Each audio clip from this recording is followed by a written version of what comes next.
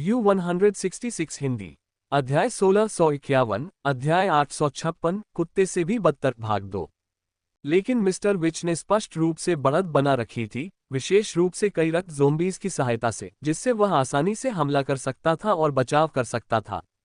यदि ऐसा ही चलता रहा तो गू चांगहुआए और अन्य दो की हार बस समय की बात थी। मो हुआ ने स्थिति का अवलोकन किया और अपने दिल में एक निर्णय लिया, फिर धूप बना ओयांग फैंग को सौंप दिया। वरिष्ठ भाई फैंग, आप सभी वापस रहें, मैं अभी वापस आता हूं।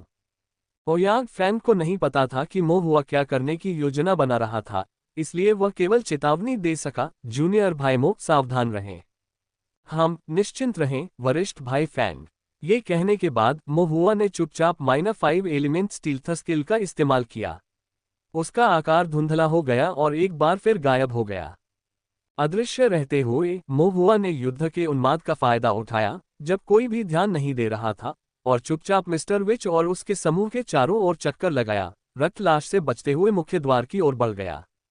उसे अच्छी तरह याद था कि खून से लथपथ लाशें मुख्य द्वार के पास से रेंगकर बाहर निकली थीं। मो हुआ ने मुख्य द्वार पर एक क्षण के लिए खोज की और वास्तव में सफेद हड्डी पत्थर की सीट के नीचे रक्तलाल बुराई संरचना को उकेरा हुआ पाया। इन दुष्ट संरचनाओं का उपयोग रक्त बलिदान विधि में रक्त ज़ोंबी को परिष्कृत करने के लिए किया गया था। मो हुआ उन्हें पूरी तरह से समझ नहीं सका, लेकिन उन्हें तोड़ना मुश्किल नहीं था।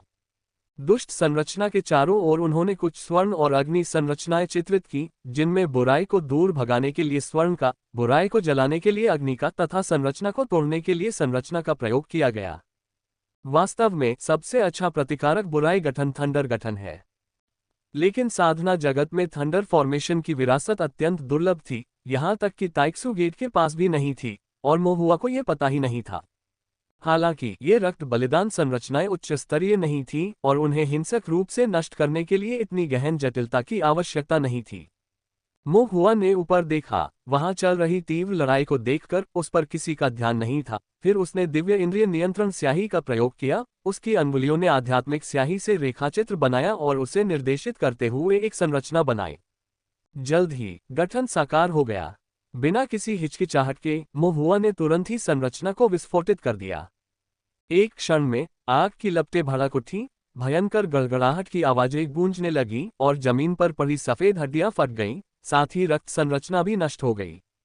जिस क्षण रक्त संरचना नष्ट हुई, आसपास के रक्त ज़ोंबी तुरंत नियंत्रण से बाहर हो गए, कुछ बार हिले, फिर निश्चल होकर जमीन पर गिर पड़े।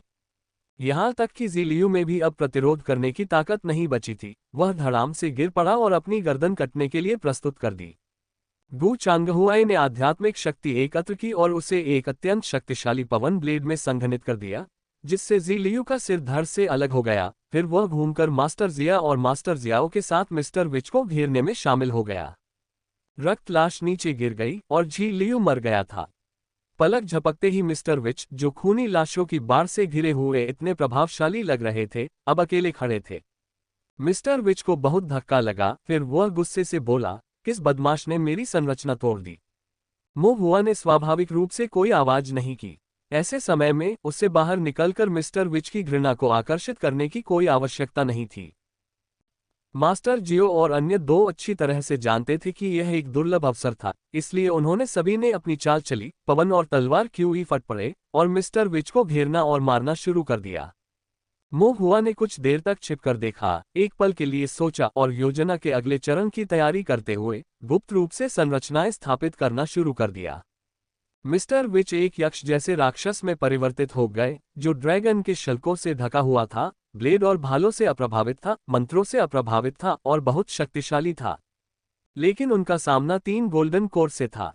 इसके अलावा श्रीमान चुड़ैल से निपटने के बारे में मो हुआ ने पहले ही एक योजना तैयार कर ली थी, और गू चांगहुआई और अन्य पहले से ही अनुभवी थे। इस बिंदु पर यह केवल पुरानी रणनीति को दोहरा रहा था, मो हुआ की योजना को फिर से लागू कर रहा था। वास्तव में मिस्टर विच इस टूट फूट को सहन नहीं कर सके। 1 घंटे से भी कम समय में उसके चारों ओर रक्त क्यूई लगभग पतली हो गई और उसके शरीर पर शल्क स्पष्ट रूप से दिखाई देने लगे। घूमते हुए रक्त क्यूई और रक्त की ऊर्जा आपूर्ति के बिना श्री चुड़ैल अंततः घबरा गए। वह पिछली गलतियों को दोहराना नहीं चाहता था, इसलिए उसने बाएं और दाएं हमला किया, भागने का रास्ता ढूंढने की कोशिश की और अधिक रक्त क्यूई को अवशोषित करने और वापसी करने की उम्मीद की। लेकिन वहां मौजूद 3 गोल्डन कोर से निपटना आसान नहीं था। मिस्टर विच के पास कोई मौका नहीं था। उसे पकड़ने में बस थोड़ा ही समय लगा। मास्टर जियाओ का मूल इरादा मिस्टर विच को मारना था, लेकिन उन्होंने पाया कि यक्ष राक्षस में तब्दील होने के बाद मिस्टर विच में कुछ अनजाना बदलाव आया है। न सिर्फ उसकी बुद्धि बरकरार रही, बल्कि उसका कवच भी पहले से ज्यादा सख्त हो गया।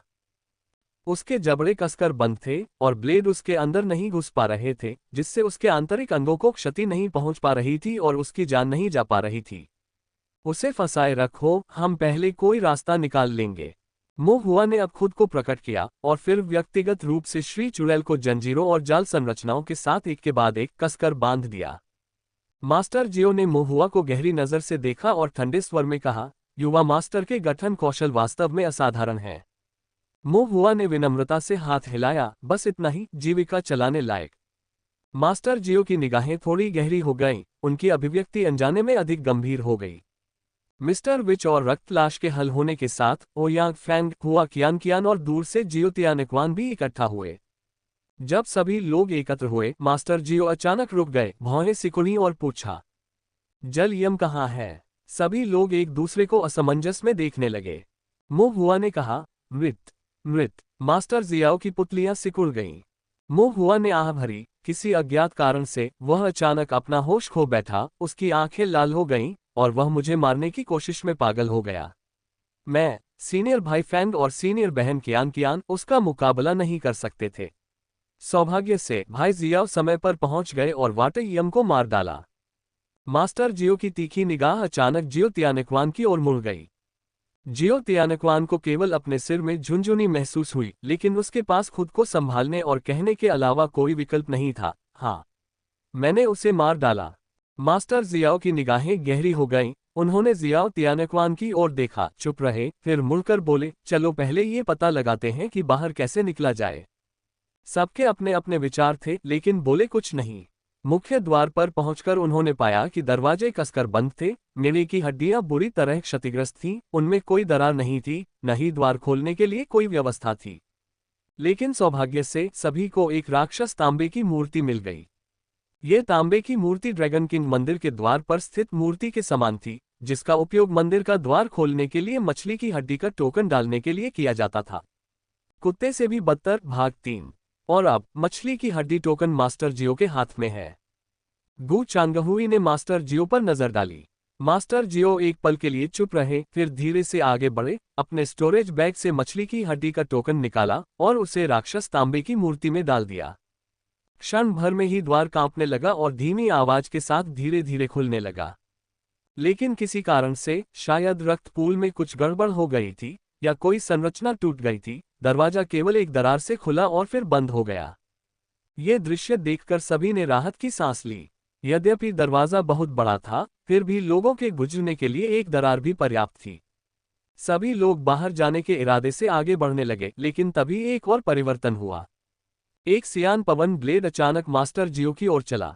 अभिनय करने वाला व्यक्ति गु चांगहुआई था। वह मास्टर जियाओ को मारना चाहता था। बगल से बर्फीले नीले रंग की एक चमक आए, क्योंकि जिया कैनोनिकल अधिकारी ने भी बर्फ प्रकार की तलवार की रोशनी का इस्तेमाल किया, जिसका लक्ष्य मास्टर जियाओ का गला था। मास्टर जियो को आश्चर्य नहीं हुआ, लेकिन गु चांगहुआई और जिया कैनोनिकल अधिकारी से उलझने के बजाय उसने पहले जल छाया कदम का इस्तेमाल करके उसे चकमा दिया। फिर उसकी आकृति चमक उठी, जियाओ तियानक्वान के पास आकर उसे पकड़ने के लिए एक बड़ा हाथ बढ़ाया। ऐसा लगता है कि जियो तियानक्वान ने इसका पूर्वानुमान लगा लिया था। उसने अनुमान लगाया कि मास्टर जियो उसे पकड़ना चाहते थे, इसलिए जिस समय सभी ने कार्रवाई की, वह पहले ही पीछे हट गया था और मास्टर जियो की पकड़ से बाल बाल बच गया। अपनी चूक देखकर मास्टर जियो ने फिर से हमला करना चाहा, लेकिन जियो तियानक्वान ने जल्दी से चिल्लाया, चाचा, यह मेरे हाथ में नहीं है। मास्टर जियो आधे आश्वस्त थे और फिर अचानक कुछ सोचकर उन्होंने अपनी नजर मोहुआ की ओर घुमाई। मोहुआ निर्दोष प्रतीत हुआ। मास्टर जियाओ का आत्मविश्वास और भी कम हो गया। मोहुआ, ये छोटा सा भूत शायद अभिनय कर रहा है। और उसका भतीजा जियो तियानक्वान, जिसे उसने बड़ा होते देखा था, वह भी काफी चतुर था और उसे धोखा देने की संभावना थी। हालांकि जियो तियानक्वान ने शुई यानलुओ को मार डाला, लेकिन जल कारागार निषिद्ध बॉक्स वास्तव में उसके हाथों में नहीं हो सकता है। जब मास्टर जियो हिचकिचा रहे थे तो उन्होंने अचानक पाया कि महुआ चला गया था। उसने अपनी दिव्य इंद्रिय से देखा और अचानक राक्षसी तांबे की मूर्ति के पास एक धुंधली आकृति देखी। ये छोटा सा बदमाश टोकन छीनना चाहता है। मास्टर जियो ने अचानक कार्रवाई की, महुआ पर वार किया, फिर उनकी आकृति चमकी। जियो त्यानकवान को छोड़कर महुआ पर हमला किया। मछली की हड्डी का टोकन पहुंच के भीतर था, लेकिन मास्टर जियो के पहले से ही हमला करने के कारण महुआ के पास टोकन को छोड़ने और बचने के लिए वाटर पासिंग स्टेप का उपयोग करने के अलावा कोई विकल्प नहीं था। इस बीच गू चांगहुआई और जिया कैनोनिकल अधिकारी महुआ का समर्थन करने के लिए आए। उन्होंने मास्टर जियो के हमले को रोका, फिर मछली की हड्डी के टोकन को भी जब्त करने की कोशिश की, लेकिन मास्टर जियो ने उन्हें सफल नहीं होने दिया। तीनों के बीच टोकन के लिए जमकर लड़ाई हुई, तलवारें भी चली, लेकिन एक क्षण के लिए कोई भी बढ़त हासिल नहीं कर सका। इस समय हर कोई अच्छी तरह से जागरूक था। भूल भुलैया हल हो गई थी, मिस्टर विच को वश में कर लिया गया था, और अगर जियो झेनहाई को फिर से मछली की हड्डी का टोकन मिल गया तो हर कोई उसकी दया पर होगा। जियो झेनहाई एक जहरीला दिल और गहरी साजिश वाला आदमी था, उन्हें अपना भाग्य उसके हाथों में नहीं छोड़ना चाहिए। जियो झेनहाई भी यह समझ गया था कि यदि गू चांगहुआई को मछली की हड्डी का टोकन मिल गया तो वह बुराई से दुश्मन के रूप में नफरत करने के अपने स्वभाव के कारण निस्संदेह उसे मारने के लिए किसी भी हद तक जा सकता था। इसके अलावा उसे निश्चित रूप से जेल निषिद्ध बॉक्स प्राप्त करना था। ये बक्सा उसके संपूर्ण ताओवादी कौशल और साधना से संबंधित था, चाहे वह किसी के पास भी हो, उसे इसे वापस लेना ही था। भले ही इसका मतलब वहां मौजूद सभी लोगों को मारना और उनके शवों की तलाशी लेना हो, यह जरूरी था। इस विचार के साथ दोनों पक्षों ने पूरी ताकत लगा दी। गू चांगहुआई और जिया कैनोनिकल ऑफिशियल ने जियाओ झेनहाई का सीधा सामना किया। ओयांग फेंग और हुआ कियांग ने पक्ष से समर्थन प्रदान किया, यहां तक कि जियो तियानकवान ने भी चाचा को घेरने के लिए सभी के साथ शामिल होना शुरू कर दिया, जिन्होंने हमेशा उसके साथ अच्छा व्यवहार किया था। जियो त्यानकवान अच्छी तरह से जानता था, यदि गू चांगहुआई जीत जाता तो संभवतः वह उसे नहीं मारता। लेकिन अगर उनके चाचा नहीं, अब जियो झेनहाई, अगर वह जीत गए तो उनके संदिग्ध स्वभाव को देखते हुए वह निश्चित रूप से उन्हें नहीं छोड़ेंगे। इसलिए जियो झेनहाई को मारने के मामले में इस भतीजे ने लगभग अपना सब कुछ दे दिया। जियो झेनहाई हंसी की हद तक क्रोधित। गू चांगहुआई ने ठंडे स्वर में कहा, जियो झेनहाई, तुम पापों से भरे हुए हो, तुम्हारी मृत्यु उचित है। जल्दी आत्मसमर्पण करो, शायद हम तुम्हारी जान बख्श सके, अन्यथा ये सफेद हड्डी की भूल भुलैया आज तुम्हारी कब्रगाह बन जाएगी। जियो झेनहाई ने व्यंग्य किया, पर्यवेक्षक गू, आप और मैं दोनों पर्यवेक्षक हैं। दूसरों को धोखा देने के लिए ऐसे शब्द काम कर सकते हैं, मुझे धोखा देने के लिए उनका उपयोग करना, क्या ये हास्यास्पद नहीं है? चूंकि हम दोनों पर्यवेक्षक हैं, इसलिए मैं आपको ये रास्ता सुझा रहा हूं। यद्यपि गू चांगहुआई ने दयालुता से बात की, लेकिन उसके मंत्र कभी नहीं रुके और प्रत्येक प्रहार पिछले प्रहार से अधिक क्रूर था। अन्य लोगों ने भी कोई दया नहीं दिखाई। यद्यपि जियो झेनहाई ने जल कारागार संप्रदाय के अंतिम तकनीकों के पूरे सेट को अपने संप्रदाय के नेता के रूप में अपनाया था, फिर भी अब वह जबरदस्त दबाव महसूस कर रहा था। यदि ये तृतीय श्रेणी राज्य सीमा होती तो बेहतर होता, वह अपनी पूर्ण विरासत को आगे बढ़ाने के लिए गोल्डन कोर की शक्ति का उपयोग कर सकते थे। लेकिन यहाँ द्वितीय श्रेणी राज्य सीमा में वह विवश था और बहुत असहजता से लड़ रहा था। जियो झेनहाई क्रोध से अभिभूत होकर क्रूरतापूर्वक बोला, ठीक है, आप सभी मुझे मारना चाहते हैं, तो मुझे निर्दयी होने के लिए दोष न दें। उसकी आंखें थोड़ी लाल हो गईं और दुष्ट क्यूई बढ़ गई। अनुभवी गू चांगहुआई ने तुरंत जियो झेनहाई की निगाहों से बचकर निकल लिया। लेकिन ऐसा करने में हालांकि उन्होंने शिष्य कौशल से परहेज किया, उन्होंने एक दोष भी प्रकट किया जिसे जियो झेनहाई ने पकड़ लिया और जल छाया कदम का उपयोग करके करीब आकर तलवार से वार किया। जियो झेनहाई ने बढ़त हासिल करना चाहा, लेकिन सौभाग्य से जिया कैनोनिकल अधिकारी ने बगल से सहायता की, जिससे जियो झेनहाई को अस्थायी रूप से पीछे हटने के लिए मजबूर होना पड़ा। इसके बाद जियो झेनहाई ने बार बार रक्तपुतली कौशल का उपयोग धमकाने, खामियां खोजने के लिए किया और हमला करने का अवसर लिया। अपनी शीर्ष स्तरीय साधना तकनीक और आंदोलन तकनीक के साथ मिलकर गू चांगहुई और जिया कैनोनिकल अधिकारी को जबरदस्त संघर्ष करना पड़ा। स्थिति धीरे धीरे बिगड़ती गई। तभी जिया कैनोनिकल अधिकारी लंबी लड़ाई से थका हुआ और दुष्ट क्यूई द्वारा थोड़ा विचलित होकर थोड़ा सुस्ती से आगे बढ़ा। जियो झेनहाई ने अवसर का लाभ उठाया और जिया कैनोनिकल अधिकारी की गर्दन पर तलवार तान दी। गु चांगहुआई की अभिव्यक्ति अप्रिय हो गई टीएस कहते हुए उन्होंने जिया कैनोनिकल अधिकारी को एक तरफ खींच लिया और पंख वाले पंखे से तलवार को रोक दिया। लेकिन अंततः उसकी साधना मास्टर जियाओ से थोड़ी कमतर थी। यद्यपि उसने तलवार को रोक लिया था, फिर भी वह जियाओ झेनहाई की चाल से अचंभित रह गया और उसके कंधे पर छुरा लग गया। गु चांगहुआई का चेहरा पीला पड़ गया और उसने मुंह में ताज़ा खून थूक दिया। जियो झेनहाई की आंखें उत्साह से चमक उठी। वह आगे बढ़कर एक और तलवार चलाने ही वाला था कि कुछ क्षण के लिए वह स्थिर हो गया। उसने नीचे देखा और जमीन पर संरचनाओं के पैटर्न को टिमटिमाते हुए देखा। नीली आध्यात्मिक शक्ति की लंटें उसके शरीर के चारों ओर लताओं की तरह लिपटी हुई थीं तथा उसे कसकर पकड़े हुए थीं। गठन। जियो झेनहाई की पुतलियां सिकुड़ गईं। जब जिया कैनोनिकल अधिकारी ने अपने होश में आते हुए देखा कि गु चांगहुआई ने उसके लिए एक तलवार ली है जिसका कंधा छिदा हुआ था, तो उसने तुरंत अपने नाजुक चेहरे पर गुस्सा दिखाया। उसकी छोटी तलवार, जो बर्फ के क्रिस्टल की एक परत से ढकी हुई थी, तेजी से जियाओ झेनहाई के गले की ओर बढ़ी। जियो झेनहाई ने बड़ी मुश्किल से अपनी जान बचाई, लेकिन फिर भी उसे एक घाव हो गया जिससे खून का धागा बह निकला। बर्फ के क्रिस्टल रक्त के धागे के पीछे चले गए और उसका गला सील दिया। जियो झेनहाई की अभिव्यक्ति अत्यंत गंभीर थी। उसने जिया कैनोनिकल अधिकारी को पीछे हटाने के लिए तलवार घुमाई और वह भी अस्थायी रूप से दूरी बनाने के लिए कुछ कदम पीछे हट गया। दृढ़ता से खड़े रहने के बाद जैसे ही जियो झेनहाई को पूरी तरह से होश आया, जमीन पर आग की एक चमक भड़क उठी, जिससे संकेत मिला कि एक और गठन शुरू हो गया है। पृथ्वी अग्नि संरचना। इसके बाद दिशा फॉर्मेशन आता है।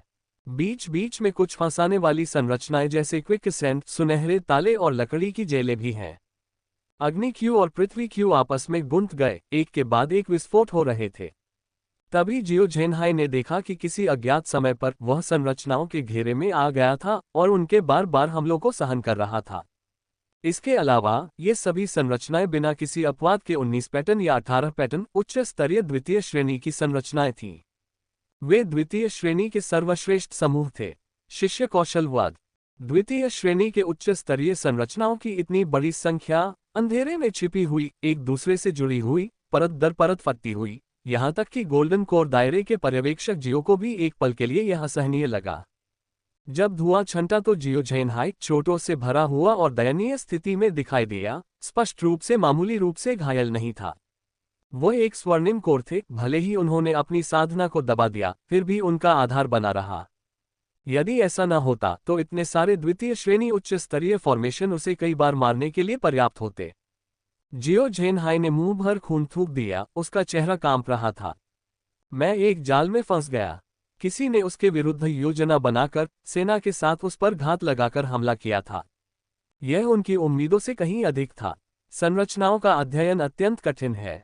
यहां तक कि असाधारण प्रतिभा वाले कुछ फॉर्मेशन मास्टर्स भी आमतौर पर अपने फॉर्मेशन स्तर को अपने साधना क्षेत्र से पीछे पाते हैं। 18 या 19 पैटर्न वाली संरचनाओं के लिए संरचनाओं में वास्तव में प्रतिभाशाली लोगों के अलावा आमतौर पर कम से कम गोल्डन कोर के स्तर के किसी व्यक्ति की आवश्यकता होती है, या फाउंडेशन स्थापना के शिखर पर एक पुराने सरणी मास्टर की आवश्यकता होती है जिसमें 100 से अधिक वर्षों का विसर्जन हो। इसके अलावा ये संरचनाएं पहले वहां नहीं थीं, उन्हें स्पष्ट रूप से बस बिछा दिया गया था। इस ड्रैगन किंग मंदिर में किसके पास इतने कम समय में हर किसी की नाक के नीचे बिना कोई निशान छोड़े इतने सारे द्वितीय श्रेणी के उच्च स्तरीय संरचनाओं को स्थापित करने की क्षमता थी? उसका दिमाग दौड़ गया। उसने सभी के बारे में सोचा, लेकिन वह अनुमान नहीं लगा सका कि छिपा हुआ हाथ किसका था। गु चांगहुआई और जिया कैनोनिकल अधिकारी के पास पर्याप्त साधना थी, लेकिन उनके पास समय नहीं था। उनके प्रिय भतीजे जियो तियानक्वान के पास वास्तव में आधार स्थापना शिखर साधना थी, लेकिन वह इस स्तर के गठन कौशल से बहुत दूर था। शेष कुछ का उल्लेख करना उचित नहीं है। कुछ गलत है। जियो झेनहाई को अचानक याद आया कि एक व्यक्ति हमेशा अदृश्य रहता था। यदि कोई पर्दे के पीछे से षड्यंत्र रच रहा था तो वह केवल मोह हुआ। जियो झेनहाई की पुतलियां अविश्वास से सिकुड़ गईं। वह बालक, जिसकी केवल आधारशिला निर्माण मध्य चरण की साधना है और जिसकी साधना आयु केवल 20 वर्ष है, वह आधार स्थापना शिखर की ओर बढ़ते हुए द्वितीय श्रेणी 19 पैटर्न संरचना कैसे स्थापित कर सकता है? 12 धाराओं और 8 महान द्वारों की तो बात ही छोड़िए, यहां तक कि 4 महान संप्रदायों के भीतर भी ऐसा भय है कि लगभग 1000 वर्षों से ऐसा कोई असाधारण ऐरे दानव नहीं हुआ है। फिर भी जब सभी असंभवताएं खारिज हो जाती हैं तो एकमात्र शेष संभावना सत्य ही रह जाती है। मो हुआ की छवि एक बार फिर जियो झेनहाई के दिमाग में उभर आई। जब मो हुआ ने सहज लेकिन निपुण तरीके से हाथ हिलाकर कहा, बस गुजर रहा हूं, तो जियो झेनहाई की रीढ़ में सिहरन दौड़ गई। ये कितना कपटी बालक है जो अपने मतलब को इतनी गहराई से छुपा रहा है। जियो झेनहाई ने दांत पीस लिए। ठीक इसी समय गू चांगहुआई की नीली पवन ब्लेड और जिया कैनोनिकल अधिकारी की बर्फीली नीली तलवार की रोशनी आपस में जुड़ गईं और मारने के लिए आईं। जब वह कमजोर हो तो उस पर हमला करके उसकी जान ले लेना। जियो झेनहाई अब संरचनाओं के विस्फोट से घायल हो गया था और क्यूई शक्ति से वंचित था। वह अपने जीवन को समाप्त करने के लिए एकदम सही मोड़ पर था। गू चांगहुआई निश्चित रूप से इस अवसर को नहीं चूकेंगे। जियो झेनहाई का चेहरा काला पड़ गया। उसने धीमे स्वर में गाली देते हुए एक पवन ब्लेड को चकमा दिया, अपनी तलवार उठाए और गुई जल तलवार क्यूई को छोड़ दिया और एक बार फिर जिया कैनोनिकल अधिकारी को उलझा दिया। हालांकि चोटों को झेलते हुए, जबकि पहले वह कठिन लड़ाई में ऊपरी हाथ रख सकता था, अब इस संघर्ष में शामिल होने पर उसे केवल अपने आंत में जलन का दर्द महसूस हुआ। साथ ही उसकी आध्यात्मिक शक्ति के कमजोर होने के संकेत भी मिले। जिया कैनोनिकल अधिकारी की बर्फीली आध्यात्मिक शक्ति भी उसकी शिरोबिंदुओं को नष्ट कर रही थी। एक पल में ही जियो झेनहाई को अपनी स्थिति की नाजुकता का एहसास हो गया। यदि ऐसा ही चलता रहा तो विनाश निश्चित है। मैं रोक नहीं सकता, तीव्र युद्ध निर्णायक है। जियो झेनहाई की नजर भयावह हो गई। गू चांगहुआई और जिया कैनोनिकल अधिकारी को भी पता था कि जियो झेनहाई एक हताश संघर्ष करने जा रहा था। उनके हमले तेजी से भयंकर होते जा रहे थे, जिससे जियो झेनहाई को कोई राहत नहीं मिल रही थी। लेकिन जियो झेनहाई को अभी भी विरासत में बढ़त हासिल थी। 1 दर्जन राउंड तक वार करने के बाद उसने वाटर शैडो सटेप करने का अवसर प्राप्त किया, जिससे गू चांगहुआई और अन्य लोग भ्रमित हो गए। जब तक गू चांगहुआई को जलछाया की सच्चाई और झूठ का पता चला, तब तक जियो झेनहाई पहले ही कई झांक दूर जा चुका था। कई झांक पीछे हटते हुए जियो झेनहाई ने सबसे पहले एक ताबीज को कुचला, खुद को सुनहरे प्रकाश के एक समूह में लपेट लिया। फिर उसका पूरा शरीर गुई जल आध्यात्मिक शक्ति से भर गया, जिससे उसकी उपस्थिति प्रभावशाली हो गई, क्योंकि पानी के रंग के आध्यात्मिक ताले उसके चारों ओर संघनित हो गए। सुरक्षा के लिए स्वर्ण शरीर का प्रयोग तथा शत्रु को वश में करने के लिए जल कारागार का प्रयोग। जियो झेनहाई ने एक स्वर्ण शरीर तावीज को कुचल दिया, जिसका उद्देश्य इसके संरक्षण पर भरोसा करके जबरदस्ती बेहतर नियंत्रण मंत्र जल जेल कौशल डालना था। जब पहली बार जल कारावास कौशल का उपयोग किया गया तो आश्चर्य का तत्व महत्वपूर्ण था, इसलिए उन्होंने स्वर्ण शरीर तावीज का उपयोग करने से परहेज किया ताकि गू चांगहुआई को पता न चले। लेकिन एक बार पहले ही जल कारावास कौशल का प्रयोग कर चुके गू चांगहुआई एक बार चोट खा चुके थे, इसलिए वे निश्चित रूप से सावधान हो जाएंगे। इसलिए इसे दोबारा उपयोग करने के लिए सबसे व्यापक तैयारी की आवश्यकता थी। जोखिम उठाना कोई विकल्प नहीं था, गोल्डन बॉडी आवश्यक थी। गोल्ड बॉडी की सुरक्षा के साथ उसे केवल गू चांगहुआई और जिया कैनोनिकल अधिकारी से तलवार ऊर्जा कौशल का सामना करने की आवश्यकता थी, ताकि वह जल जेल कौशल को प्रकट कर सके और एक ही वार में जीत निर्धारित कर सके। स्वर्णिम प्रकाश छा गया, आध्यात्मिक शक्ति प्रवाहित हुई और जल कारागार कौशल का निर्माण हुआ। जियो झेनहाई का शरीर आध्यात्मिक शक्ति से भरा हुआ था। गहरे नीले पानी की शक्ति अंतहीन श्रृंखलाओं में परिवर्तित हो रही थी, परत दर परत उसके चारों ओर मंडरा रही थी। फिर भी ऐसा लगता है कि गू चांगहुआई ने इसका पूर्वानुमान लगा लिया था। वह पीछे नहीं हटा, बल्कि अपनी आध्यात्मिक शक्ति का उपयोग करके और अधिक उत्तम पवन ब्लेडों को छोड़ दिया तथा पूरी ताकत से जियो झेनहाई पर हमला कर दिया। पवन ब्लेड ने धीरे धीरे जियो झेनहाई के स्वर्ण शरीर को नष्ट कर दिया। जियो झेनहाई की अभिव्यक्ति उदासीन थी। इससे पहले कि गू चांगहुआई स्वर्ण शरीर में प्रवेश कर सके, उसके पास जल कारागार कौशल को मजबूत करने का समय होगा। लेकिन ठीक इसी समय जिया कैनोनिकल अधिकारी ने एक जैद तावीज भी निकाला, जिसे उसने अपने नाजुक हाथों से कुचल दिया और अपनी उंगलियों के एक झटके से एक चमकदार लाल रोशनी सीधे जियो झेनहाई पर पड़ी। इस लाल बत्ती ने जियो झेनहाई की अभिव्यक्ति को बहुत बदल दिया। इस स्तर का सोना तोड़ने वाला ताबीज। शब्द समाप्त होने से पहले ही लाल प्रकाश आ गया था और गू चांगहुआई के पवन ब्लेड द्वारा भस्म किया गया स्वर्ण शरीर तुरंत बिखर गया। स्वर्ण शरीर तावीज के टूट जाने के बाद गू चांगहुआई की आंखों में एक तेज रोशनी चमक उठी, जो तुरंत कई और अधिक क्रूर पवन ब्लेडों में बदल गई और उन्हें जियो झेनहाई की ओर निर्देशित किया। जियो झेनहाई की स्वर्ण शरीर तकनीक टूट गई थी और जल कारावास कौशल केवल आधा ही बना था, इसलिए उसके पास बचने का कोई समय नहीं था और उसे गू चांगहुआई के भयंकर पवन ब्लेडों को हवा में चीरते हुए सीधे उसके कंधे पर प्रहार करते हुए देखना पड़ा। शिष्य कौशल वध _2 पवन ब्लेड ने मांस को चीर दिया, जिससे एक बड़ा निशान बन गया, खून और मांस बहने लगा। जियो झेनहाई जल्दी से पीछे हट गया, एक गोली निकाली और उसे निगल लिया। अपने शरीर के भीतर की चोट को दबाते हुए उसकी अभिव्यक्ति अत्यंत गंभीर थी। कभी मुस्कुराता हुआ उसका चेहरा अब गुस्से की मोटी परत से ढका हुआ था। लगभग 1 शताब्दी तक वह छाया में छिपा रहा तथा उसने कभी स्वयं को ऐसे संकट में नहीं पाया। जब से उसे यह उच्चस्तरीय विरासत मिली है, वह जिसे चाहे मार सकता है और उसे कभी भी इतनी बड़ी हानि नहीं उठानी पड़ती। लेकिन आज अप्रत्याशित रूप से वह एक जाल में फंस गया और बुरी तरह से लड़खड़ा गया। जियो झेनहाई के दिल में हत्या का इरादा जाग उठा। ठीक है, तुम सब मौत को दावत दे रहे हो। उसकी आंखें पूरी तरह से खुल गईं। भीतर एक रक्त लाल रंग था जो अब हत्या के इरादे को रोक नहीं रहा था। अब तक विकसित की गई सभी बुरी क्यूई को मुक्त कर रहा था। रक्त कारागार शिष्य कौशल को अपने चरम पर पहुंचा रहा था। जियो झेनहाई की आंखें पाप की खाई में तब्दील हो गईं। अनगिनत किसान जिन्हें उसने मार डाला था, उनके भीतर संघर्ष और विनती थी। ये तो बुरा हुआ। गू चांगहुआई का चेहरा काला पड़ गया। उसने जल्दी से अपनी नजरें हटा ली। लेकिन इस बार रक्त कारागार शिष्य कौशल पहले से भिन्न था। इसकी शक्ति एक पायदान से भी अधिक मजबूत थी। हत्या की मंशा पूरी तरह से उजागर हो चुकी थी। रक्त लाल दुष्ट क्यूई जीवित हो गया, विषैले सांपों की तरह घूमता हुआ हर जगह फैल गया, अंतहीन रूप से घुसपैठ कर रहा था। भले ही गू चांगहुआई ने अपनी नजरें फेर ली थीं, फिर भी दुष्ट क्यूई ने उसकी आंख के एक्यू पॉइंट के माध्यम से उसकी चेतना के सागर में प्रवेश कर लिया, जिससे उसकी दिव्य आत्मा को पीड़ा हुई और वह एक पल के लिए स्थिर हो गया। जियो झेनहाई ने अवसर का लाभ उठाया। जब वह गू चांगहुआई के पास पहुंचा तो उसका शरीर टिमटिमा रहा था। उसने अपनी तलवार को ऊंचा उठाया। गू चांगहुई जिया कैनोनिकल अधिकारी का चेहरा राख जैसा हो गया। तुरंत तलवार क्यूई को संघनित किया, जियाओ झेनहाई को रोकने के इरादे से। जियो झेनहाई ने अचानक अपना सिर घुमाया। उसकी निगाहें रक्त लाल थीं। जिया कैनोनिकल अधिकारी चिंता से अभिभूत इसके खिलाफ सुरक्षा करने में विफल रहा, सीधे जियाओ झेनहाई के छात्र कौशल में गिर गया। उसने महसूस किया कि उसकी चेतना का सागर ठंडा पड़ गया है, मानो उसे चाकू से काट दिया गया हो। उसके मुंह के कोने से खून की धारा बह रही हो, उसकी पुतलियां एकाग्रता खो रही हो। जियो झेनहाई ने व्यंग्य किया, जल्दी मत करो, मैं तुम्हें एक एक करके मार डालूंगा। बोलने के बाद उसने अपनी तलवार उठाई। गुई जल तलवार क्यूई फट गई, जिसका लक्ष्य सबसे पहले गू चांगहुआई की गर्दन काटना था। ठीक इसी समय उसने एक कर्कश आवाज सुनी।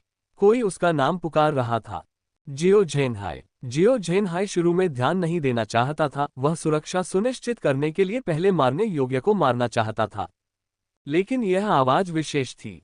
ये वह धूर्त छोटा शैतान था जिसने कभी अपना परिचय नहीं दिया। इसके अलावा वो व्यक्ति जो यद्यपि विनम्र था लेकिन संरचनाओं में असाधारण निपुणता रखता था, जूनियर फॉर्मेशन मास्टर। और इसके अलावा मेरा नाम सीधे पुकारने की हिम्मत। जियो झेनहाई ने ठंडी हंसी हंसी। मोहुआ को देखते ही उसकी आंखें लाल हो गईं। इसके बाद उसने पाया कि मोहुआ उसे ठंडी निगाहों से देख रही थी। जियो झेनहाई क्षण भर के लिए स्तब्ध रह गया, फिर हंस पड़ा, लेकिन उसके चेहरे पर मुस्कान में उपहास का भाव था। एक लापरवाह छोटा शैतान मेरी नजर से नजर मिलाने की हिम्मत कर रहा है। लेकिन धीरे धीरे जियो झेनहाई के चेहरे पर मुस्कान गायब हो गई। उसने मोहुआ की आंखों में सुनहरी रोशनी की एक झलक देखी, जो फैलती जा रही थी और अधिक चमकदार होती जा रही थी। यह एक छात्र कौशल है। जियो झेनहाई तुरंत समझ गया। जल जेल निषिद्ध बॉक्स मोहुआ के कब्जे में था, और इससे पहले मोहुआ ने उस बक्से के भीतर के रहस्यों को पहले ही उजागर कर दिया था। उन्होंने बॉक्स पर अंकित शिष्य कौशल सीखा, और इसके अलावा उसका शिष्यत्व कौशल स्वर्णिम है। स्वर्णिम शिष्य कौशल। उस क्षण जियो झेनहाई ने अभूतपूर्व दबाव महसूस किया। वह इसे समझ नहीं सका, लेकिन संकोच करने या इसे हल्के में लेने की हिम्मत नहीं की। उसने दुष्टता द्वारा पोषित अपने रक्त रंजित ताओवादी जेल मानचित्र पर ध्यान किया, अपने जीवन में विकसित सभी बुरी क्यूई को अपनी आंखों में डाला, इसे रक्त और शोधन के समुद्र में बदल दिया, ताकि मोहुआ के सुनहरे पुतली कौशल का मुकाबला कर सके। छात्र कौशल का टकराव अत्यंत खतरनाक था। एक विचार पैदा हुआ, एक विचार नष्ट हो गया। जियो झेनहाई ने मोहुआ से नजरें मिलाने के लिए अपना पूरा प्रयास किया। शून्य में रक्त लाल पुतली कौशल और सुनहरी पुतली कौशल टकरा गए। दुष्ट क्यूई और सुनहरी रोशनी आपस में उलझ गईं, एक दूसरे को फाड़ दिया। लेकिन एक क्षण में ही दिव्य तलवार प्रकट हुई, स्वर्णिम प्रकाश फैल गया। रक्त क्यूई ढह गया, इंच दर इंच टूटता गया। तभी सुपरवाइजर जियो भयभीत हो गया। तलवार का इरादा, यह कोई शिष्य कौशल नहीं है, ये तो तलवारबाजी है। दिव्य विचार की तलवार शिष्य कौशल के माध्यम से निष्पादित। क्या मैं किसी की तलवार क्यूई के विरुद्ध आंखें चला रहा हूं? जियो झेनहाई को अपने दिल में ठंडक महसूस हुई, और जब उसे एहसास हुआ तो उसने पाया कि सुनहरी तलवार की मंशा पहले ही उसकी आंखों में घुस चुकी थी और उसकी दिव्य आत्मा में समा गई थी। एक सुनहरी जेल जो पूरी तरह से तलवार की रोशनी से बनी थी, ने उसे अपने अंदर दबा लिया। तलवार की रोशनी चमकदार और तेज थी, जो उसकी दिव्य आत्मा को धीरे धीरे क्षत विक्षत कर रही थी। वह जघन्य अपराधों के पापी के समान था जो तलवार की सजा से गुजर रहा था। उसकी दिव्य आत्मा के कटने और छिलने की पीड़ा धीरे धीरे फैल गई, और दर्द के बीच जियो झेनहाई को अपने दिल में स्पष्टता मिली। तो यह है यातना का एहसास। वह विरोध करना चाहता था लेकिन नहीं कर सका। संघर्ष करना चाहता था लेकिन ताकत नहीं थी। दमनकारी भारी तलवार इरादे के तहत जियो झेनहाई की दिव्य आत्मा कांप उठी, पूरी तरह से अनिश्चित थी कि कैसे प्रतिकार किया जाए। वह केवल अपनी 7 आत्माओं, अपनी जीवन आत्मा को तलवार की रोशनी से अलग होने दे सकता था। मोह हुआ की नजरें जियाओ झेनहाई पर टिकी थीं। उसकी दृष्टि स्वर्णिम प्रकाश और अधिकार से भरी हुई थी, लेकिन उसकी आंखों के कोनों से खून बह रहा था। यद्यपि उनकी दिव्य आत्मा मजबूत थी और उनकी दिव्य भावना गहन थी, ये शरीर केवल आधार स्थापना पर था और स्वर्णिम कोर का सामना कर रहा था। उनकी आंखों पर बोझ बहुत भारी था। ठीक इसी समय गु चांगहुआई को थोड़ी सी चेतना वापस आ गई। उसने मो हुआ को देखा जिसकी आंखों के कोनों में खून लगा हुआ था। साथ ही उसने तबाह दर्द से कराहती शियाओ झेनहाई को भी देखा, जो यातना के अधीन लग रही थी, नियंत्रण खोने के करीब थी, और उसका दिल कांप उठा। गु चांगहुआई ने रक्त पुतली कौशल के दुष्प्रभावों को सहन किया और महान इच्छाशक्ति के साथ चक्कर आना और दर्द पर काबू पा लिया और खुद को जागने के लिए मजबूर किया। जैसे ही उसकी दिव्य इंद्री पुनः जागृत हुई, गु चांगहुआई ने तुरंत अपने दांत पीस लिए और अपनी पूरी शक्ति लगाकर एक मंत्र का निर्माण शुरू कर दिया। शिष्य कौशल वध हंडिस को 3। उसके चारों ओर आध्यात्मिक शक्ति उमड़ पड़ी, जिससे एक अशांत हवा चल पड़ी, जिसमें अनगिनत ब्लेड भरे हुए थे, जो पंखों की तरह घने थे, चमक रहे थे, फिर भी उनमें हत्या की मंशा थी। हवा पर सवार पंख परिवर्तन कला। गु परिवार का श्रेष्ठ ताओवादी कौशल। ये वायु आधारित मंत्र अविश्वसनीय रूप से शक्तिशाली है, लेकिन इसके लिए विशाल आध्यात्मिक शक्ति संचित करने हेतु मंत्र सूत्र का संचालन करना आवश्यक है। अब तक गु चांगहुआई को युद्ध में इसका उपयोग करने का अवसर नहीं मिला था, लेकिन अब जियो झेनहाई मोहुआ की पुतली तकनीक के साथ अपने मुकाबले में विफल हो गया। उसकी दिव्य इंद्री क्षतिग्रस्त हो गई, दुष्ट क्यूई पलट गई, नियंत्रण खोने के कगार पर पहुंच गई, जिससे गु चांगहुआई को इस ताओवादी कौशल का उपयोग करने का एकमात्र मौका मिल गया। राजसी पवन प्रणाली आध्यात्मिक शक्ति एकत्रित हुई। कुछ सांसों के बाद गु परिवार की श्रेष्ठ ताओवादी कौशल पवन सवारी पंख परिवर्तन कला साकार हुई। गु चांगहुआई की निगाहें उदासीन थीं क्योंकि उसने आगे की ओर इशारा किया था और उसके चारों ओर हवा के ब्लेड एक हरे लुवान के पंखों की तरह अचानक फड़फड़ाए, जो एक उग्र आंधी में बदल गए और जियो झेनहाई की ओर बढ़ गए। जियो झेनहाई की दिव्य आत्मा को तलवार की सजा मिली। वो पतन के कगार पर थी, लेकिन वह प्राणघातक खतरे को स्पष्ट रूप से महसूस कर सकती थी। सहज रूप से एक तरफ हट गई, इस घातक कदम से बचने की कोशिश कर रही थी। इस समय जिया कैनोनिकल अधिकारी भी जाग गई। उसने जियाओ झेनहाई को चकमा देने का प्रयास करते हुए देखा। उसने अपनी दिव्य भावना में गंभीर दर्द को सहन किया, अपनी छोटी तलवार में आध्यात्मिक शक्ति का संचार किया, बर्फीली तलवार की रोशनी को संघनित करने के लिए तलवार नियंत्रण विधि का उपयोग किया और जियाओ झेनहाई पर हमला किया। उनकी तलवारबाजी अपनी खतरनाक गति और दक्षता के लिए जानी जाती थी। अब उसने तेजी से वार किया, सीधे जियो झेनहाई की छाती को छेदते हुए। बर्फ प्रणाली आध्यात्मिक शक्ति फैल गई, जिससे जियो झेनहाई की हृदय धमनियां तुरंत जम गईं। जियो झेनहाई की हरकतें रुक गईं। लगभग उसी समय पवन सवार पंख परिवर्तन कला द्वारा निर्मित तेज हवा का ब्लेड एक हरे लुवान की तरह अपने पंख फड़फड़ाते हुए उसकी ओर सीटी बजाता हुआ आया। अनगिनत छोटी छोटी हवा की धारें सीधे जियो झेनहाई को अपनी चपेट में ले रही थीं और उसके मांस को टुकड़े टुकड़े कर रही थीं। तीव्र आध्यात्मिक शक्ति में उतार चढ़ाव ने महुआ और अन्य लोगों को तुरंत पीछे हटने के लिए मजबूर कर दिया। जैसे ही धूल जमी, जियो झेनहाई मानो खाल उधेड़ी गई हो, पूरा शरीर खून से लथपथ था, उसकी शिरोबिंदु कटी हुई थी। मृत्यु के करीब, हताश और भ्रमित, जियो झेनहाई ने महुआ पर आखिरी नजर डाली। बोलना चाहता था लेकिन स्पष्ट रूप से बोल नहीं पा रहा था। उसकी आंखें क्रोध और अनिच्छा से भरी थीं। वह जीवन भर छाया में छिपकर किसी भी संभावित घटना के लिए तैयारी करते रहे, लेकिन एक बार गलत कदम उठाने, एक बार अनदेखी करने से उसने अपना जीवन बर्बाद कर लिया। जियो झेनहाई का दिल गुस्से से जल उठा, खून थूका और फिर मर गया। इस बार वह सचमुच मर चुका था। लगभग आखिरी बूंद तक थक चुके सभी लोगों ने राहत की सांस ली। गु चांगहुआई की आध्यात्मिक शक्ति लगभग समाप्त हो चुकी थी और जिया कैनोनिकल अधिकारी की स्थिति भी कुछ बेहतर नहीं थी। फिर भी उन्होंने चिंतित होकर सबसे पहले महुआ की ओर देखा। गु चांगहुई ने कहा, क्या आप ठीक हैं? महुआ ने अपनी आंखों के कोनों से खून के धब्बे पोंछे, अपना सिर हिलाया और कहा, मैं ठीक हूं। हालांकि ये कहते समय महुआ का रंग कुछ पीला पड़ गया था।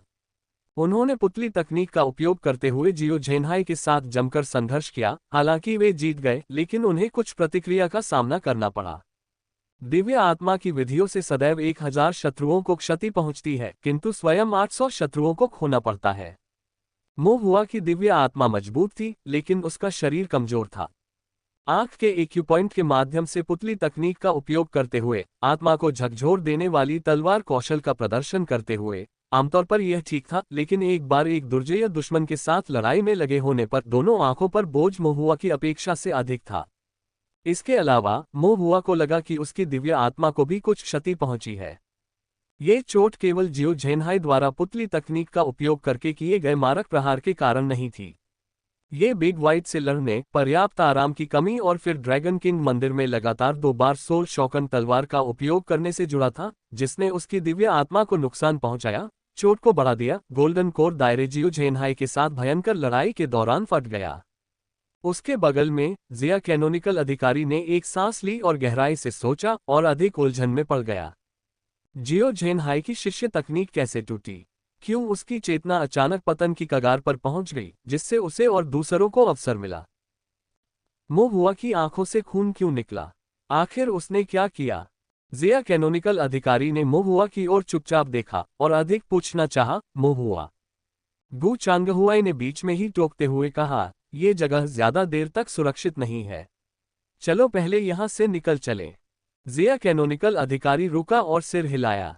स्थिति वास्तव में विशेष थी, बातचीत के लिए सही समय नहीं था। उसके पास अपने संदेह को दिल में ही रखने और फिलहाल दबाव डालना बंद करने के अलावा कोई विकल्प नहीं था।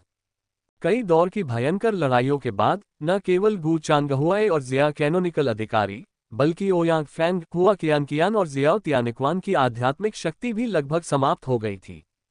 गेट के सामने हर जगह मलबा बिखरा हुआ था। जियो झेनहाई मर चुका था, खून से सनी लाशें हर जगह थीं, सफेद हड्डियों की भूल भुलैया से भयानक आभा फैल रही थी और अज्ञात कारणों से रक्त से लाल परिवेश तेजी से तीव्र होता जा रहा था। ऐसा महसूस हुआ जैसे कुछ धीरे धीरे जाग रहा है। गु चांगहुआई की पलकें अचानक फड़क उठीं, उन्हें लगा कि कुछ हो सकता है और उन्होंने जल्दी से कहा, जल्दी चलो। हर किसी के दिलों में हलचल मच गई। उन्होंने जियो झेनहाई के भंडारण बैग को इकट्ठा किया, अपने सामान की जांच की ताकि यह सुनिश्चित हो सके कि कुछ भी छूट न गया हो। सफेद हड्डी की भूल भुलैया से खुले हुए मेरे के सींग वाले द्वार के अंतराल के माध्यम से एक एक करके बाहर निकलने का मौका पकड़ा। जैसे ही वे गेट से बाहर निकले, इससे पहले कि वे आराम कर पाते, उन्हें कुछ गड़बड़ नजर आई। सफेद हड्डी का टोकन अभी भी अंदर था। ये टोकन अवश्य साथ ले जाना चाहिए क्योंकि ड्रैगन किंग मंदिर से निकलते समय इसकी आवश्यकता होगी। फिर भी एक बार टोकन बाहर खींच लिया जाए तो भूल भुलैया का द्वार बंद हो जाएगा। इस प्रकार टोकन प्राप्त करने वाले के पास उत्कृष्ट चालन तकनीक होनी चाहिए। एक बार जब मछली की हड्डी का टोकन खींच लिया जाता है तो गेट बंद होने के दौरान उन्हें तेजी से दरार से बाहर निकल जाना चाहिए। इससे पहले कि गु चांगहुई कुछ कह सके, महुआ ने कहा, मैं जाऊंगा। उनकी चाल ढाल की तकनीक अच्छी है और उनका कद पतला है, जो इस कार्य के लिए सबसे उपयुक्त है। जैसे ही गु चांगहुआई मना करने वाला था, महुआ पहले ही अंतराल के माध्यम से सफेद हड्डी के भूल भुलैया में वापस फिसल गया था। उसे रोकने के लिए बहुत देर हो चुकी थी। सावधान रहो। गु चांगहुआई केवल अपनी भौहें सिकोड़कर सलाह दे सका। ठीक है, मो हुआ ने उत्तर दिया। एक बार सफेद हड्डी की भूल भुलैया के अंदर मो हुआ ने बिना किसी देरी के सीधे राक्षस तांबे की मूर्ति तक पहुंच गया और निरीक्षण के एक पल के बाद उसके भीतर एम्बेडेड मछली की हड्डी टोकन को बाहर निकाला। भूल भुलैया का द्वार धीरे धीरे बंद हो गया। मो हुआ भी जाने के लिए तैयार हो गया, लेकिन उसी समय एक रोंगटे खड़े कर देने वाली चबाने की आवाज आई।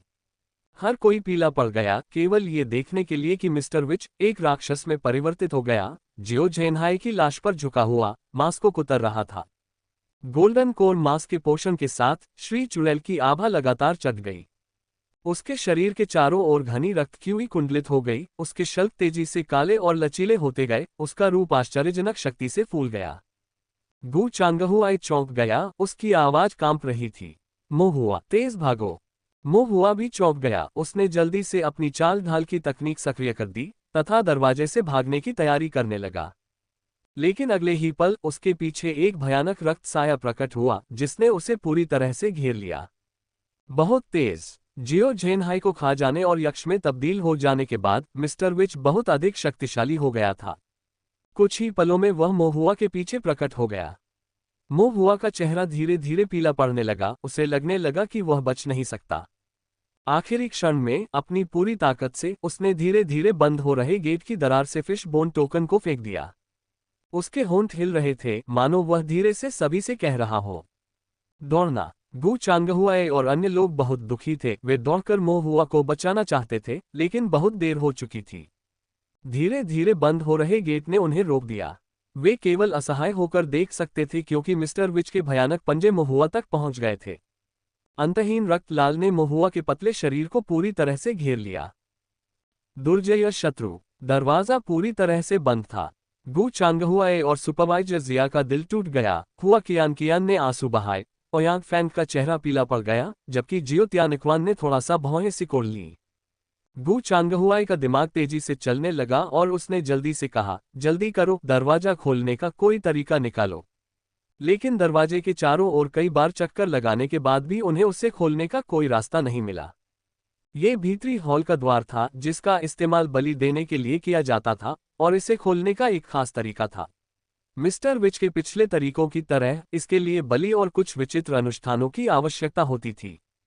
उन्हें पता नहीं था कि इसे कैसे खोला जाए। इसके अलावा अगर वे इतनी देरी के बाद भी दरवाजा खोलने में कामयाब हो जाते तो भी मो हुआ पहले ही। गु चांगहुआई के दिल में भय के साथ साथ गहरा पछतावा और अपराध बोध भी व्याप्त हो गया। अगर उसे पता होता तो वह मो हुआ को कभी अकेले अंदर नहीं जाने देता। कम से कम उसे उसके पीछे पीछे तो जाना चाहिए था। लेकिन इससे पहले सब कुछ इतनी तेजी से हुआ। एक कठिन लड़ाई के बाद वह इतना थक गया था कि उसे सोचने का भी समय नहीं मिला, जिसके कारण लापरवाही हुई। और यही थोड़ी सी लापरवाही एक बड़ी गलती का कारण बनी। अब तो पछताने में बहुत देर हो चुकी है। गु चांगहुआई ने गंभीरता से कहा, पहले बाहर निकलने के लिए फिश बोन टोकन का उपयोग करें, आसपास के सभी लोगों को इकट्ठा करें, किसी भी कीमत पर इस दरवाजे को तोड़ें और मो हुआ को बचाएं। सुपरवाइजर जिया ने भी गंभीरता से सिर हिलाया, फिर भौहें चढ़ाकर पूछा, क्या हमें ताइक्सू गेट को सूचित करना चाहिए? गु चांगहुआई ने सिर हिलाया, लेकिन फिर उसकी अभिव्यक्ति कठोर हो गई। उसने अपना सिर हिलाते हुए कहा, हम अभी ताइक्सू गेट नहीं बता सकते। सुपरवाइजर जिया हैरान थी। गु चांगहुआई ने गंभीरता से कहा, यह द्वितीय श्रेणी की राज्य सीमा है, दूर का पानी पास की आग को नहीं बुझा सकता। अगर हम मो हुआ को बचा सकें तो हम काफी हैं, अगर हम नहीं बचा सके तो जब तक ताइक्सू गेट के लोग पहुंचेंगे, मो हुआ पहले ही। सफेद हड्डी की भूल भुलैया, असीमित रक्त, राक्षसी मिस्टर विच, अनगिनत रक्त लाश और वेदी के भीतर वह अज्ञात और भयानक आभा। जब तक ताइक्सू गेट से लोग आएंगे, मो हुआ निश्चित रूप से गंभीर खतरे में होगा। ये बात सभी को समझ में आ गई और उनका दिल एक बार फिर दुखने लगा। गु चांगहुआई ने आह भरते हुए कहा, पहले उसे बचाने का कोई उपाय सोचो। अगर हम उसे बचा सके तो सब ठीक हो जाएगा, अन्यथा हम केवल कांटे लेकर माफी मांगने के लिए ताइक्सू गेट तक ही जा सकते हैं। सुपरवाइजर जिया ने सिर हिलाया, उसके दिल में और भी अधिक पछतावा हो रहा था। ये सोचते हुए कि कैसे मो हुआ ने सभी के लिए जोखिम उठाया, और यहाँ तक कि अंतिम क्षण में ये जानते हुए भी कि यह असंभव था, उन्हें सुरक्षित रूप से भागने देने के लिए टोकन फेंक दिया, जबकि वह खुद सुपरवाइजर जिया के दिल में सुई की तरह दर्द चुभ रहा था। अंततः उसने दरवाजे की ओर देखा और गहरी सांस ली। मुझे आशा है कि इस बच्चे मोहुआ को बहुत आशीर्वाद मिलेगा और वह खतरे को सुरक्षा में बदल सकेगा। लेकिन व्हाइट बोन भूल भुलैया बेहद खतरनाक थी और खतरे को सुरक्षा में कैसे बदला जाए वह सोच भी नहीं सकती थी। सफेद हड्डी भूल भुलैया। एक सफेद भयावह गलियारे में विशाल शरीर पर ड्रैगन के समान शल्क और यक्ष के समान दिखने वाले मिस्टर विच ने मोहुआ को खून से सने हाथ से पकड़ रखा था और कदम दर कदम भूल भुलैया की गहराई की ओर बढ़ रहे थे। आसपास के रक्त का रंग और अधिक गहरा हो गया। एक तीव्र गंध जो स्पष्ट रूप से मौजूद नहीं होनी चाहिए थी धीरे धीरे फैलने लगी। मोहुआ को मिस्टर विच ने पकड़ रखा था। वह बाईं और दाईं ओर देख रहा था, नाक से सूंघ रहा था और फिर सिर उठाकर पूछ रहा था, यहाँ क्या हो रहा है? गंध ठीक नहीं है। मिस्टर विच की पलकें फड़कने लगीं। क्या ये बच्चा अपनी वर्तमान स्थिति को समझता है? उसने मोहुआ को नजरअंदाज कर दिया। मोहुआ ने फिर पूछा, क्या आप मुझे बलि के रूप में इस्तेमाल करने जा रहे हैं? मिस्टर विच ने व्यंग्य किया, तुम क्या सोचते हो? मोहुआ ने चुपचाप सिर हिला दिया। ऐसा ही प्रतीत हुआ जैसा उसने अनुमान लगाया था। उसे याद आया कि मिस्टर विच ने पहले भी कहा था कि दिव्य भगवान का महान शत्रु शीघ्र ही आएगा और वे सर्वोत्तम जीवित बलिदान थे, दिव्य भगवान के लिए एक महान उपहार। जीवित बलिदान का अर्थ जीवित भेंट ही होना चाहिए। बलिदान से पहले इस मिस्टर चुड़ैल को उसे नहीं मारना चाहिए। इसके अलावा उन्होंने पहले भी कई संरचनाएं स्थापित की थीं, जिससे श्रीमान विच को संरचनाओं में अपनी असाधारण प्रतिभा का प्रभावशाली ढंग से प्रदर्शन करने का मौका मिला। मजबूत गठन प्रतिभा का मतलब मजबूत दिव्य भावना था। इतनी प्रचुर दिव्य बुद्धि के साथ यदि वह महान निर्जन दुष्ट देवता का अनुचर होता तो वह स्वयं को दुष्ट देवता के लिए बलिदान के रूप में कैद करना चाहता। मिस्टर विच कैसे विरोध कर सकते थे? और यह वेदी वर्तमान स्थिति को देखते हुए खून के बहाव और उसके चारों ओर सफेद हड्डी के भूल भुलैया के साथ दुष्ट भगवान की वेदी इस श्री चुड़ैल द्वारा कहीं छिपाई गई प्रतीत होती थी। वह अभी तक इसे नहीं ढूंढ सका। यदि वह ऐसा करता भी तो संभवतः वेदी का परिवेश दुष्ट क्यूई से भरे रक्त से लिपटा होता तथा अन्य खतरे और बाधाएं भी हो सकती थीं जिन पर वह विजय प्राप्त नहीं कर सकता था। जो काम वह नहीं कर सकता था उसके लिए उसे किसी की मदद लेनी पड़ती थी। मिस्टर विच बिल्कुल सही थे। वह न केवल रास्ता दिखा सकता था बल्कि वह एक खच्चर की तरह भी हो सकता था जो उसे बिना पैदल चले स्वयं वहां ले जा सकता था। यह मिस्टर विच अभी भी काफी उपयोगी था।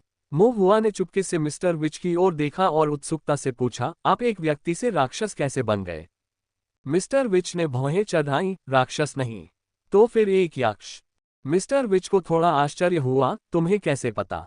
मोहुआ ने कहा, मैंने तुम्हें यक्ष हॉल में घोंसला बनाते देखा और तुम्हारा स्वरूप कुछ हद तक हॉल में मौजूद यक्ष से मिलता जुलता है। मिस्टर विच ने ठंडे स्वर में कहा, तुम में सचमुच बुद्धि है। मोहुआ ने फिर पूछा, तो फिर तुम्हारे शरीर पर जो तराजू हैं, उनका क्या? ये कहाँ से आए? क्या ये ड्रैगन के तराजू हैं? ये ड्रैगन के तराजू क्यों हैं? क्या इस दुनिया में सचमुच ड्रैगन होते हैं? तुम्हारे पास ड्रैगन कैसे है? मिस्टर विच बहुत नाराज हुए और चिल्लाए, चुप रहो। ओह, मोहुआ ने उदासीनता से जवाब दिया। कुछ देर तक चुपचाप चलने के बाद मोहुआ को लगा कि यह बहुत शांत है और उसने थोड़ा असंतुष्ट होकर कहा, काफी गुस्सैल स्वभाव का, लेकिन पहले जब पकड़ा गया था तो बहुत विनम्र था और हर समय दया की भीख मांगता था। मिस्टर विच का माथा गुस्से से फड़क उठा। यह अस्थायी सहनशीलता थी, सिर्फ उन अज्ञानी मूर्खों को पकड़ने के लिए जो दिव्य भगवान को अपवित्र करने का साहस करते हैं, अपने खून का उपयोग दिव्य भगवान को बलिदान करने के लिए करते हैं। दुर्जय या शत्रु भाग 2। तो आप कह रहे हैं, मोहुआ ने कहा, कि आपने जानबूझकर सभी मंदिर रक्षकों को मार डाला और फिर एक राक्षस यक्ष में बदल गए और उन सभी को खा गए। मिस्टर विच ने ठंडे स्वर में कहा, वास्तव में। मोहुआ को याद आया कि जब मिस्टर विच को पता चला कि उसने अपने साथियों को खा लिया है तो उसका चेहरा पीला पड़ गया था, मानो वह उल्टी करने वाला हो, और उसने मन ही मन उसका मजाक उड़ाया था।